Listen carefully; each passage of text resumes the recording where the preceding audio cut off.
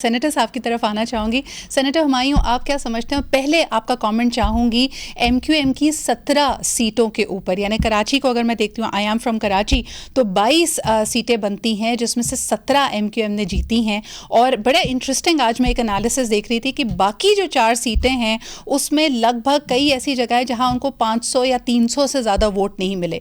तो ये बड़ी एक एनॉमली हमारे सामने आ रही है। होता भी है, हो सकता है कि इनके मजबूत हल्के ना हो, लेकिन रऊफ भाई, बड़ा नाम, कई ऐसे नाम जो हम एक्सपेक्ट नहीं कर रहे थे कि इतने कम वोट उनको पड़ेंगे, ऐसा हुआ। सबसे पहले आप किस तरह देख रहे हैं एमक्यूएम और पीएमएलएन की मुलाकातों को and the possibility that they will join hands? बिस्मिल्लाहिर्रहमानिर्रहीम। देखिए, अगर हम किसी चीज़ के ऊपर कमेंट करते हैं तो हम देखते हैं कि मुख्तलिफ लोगों के क्या बयानात थे। जी, ठीक है। जैसे आपने कहा कि जब हमने ये देखा है कि उनके बाज़ हलकों में, अब ये याद रखिए, ये कराची वो है जहाँ से एमक्यूएम हमेशा मतलब 2.5 लाख वोट लेती थी।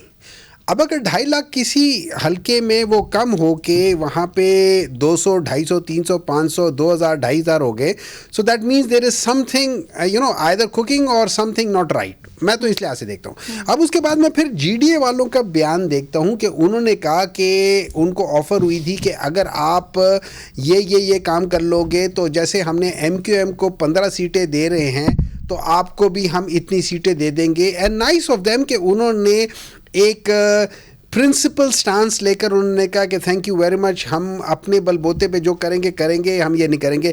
तो और तहरीके इंसाफ का और जमाते इस्लामी का, और अगर आई एम श्योर इलेक्शंस में, sir sorry to interrupt you, बड़ा भारी मैंडेट पीटीआई को भी कराची से मिला था। उधर what happened to all the voters? वही हुआ ना। ये 17 सीटों में से 15 सीटें जो उनको दी गई हैं वो 15 सीटें जो हमारी निकाली गई हैं। अच्छा जी।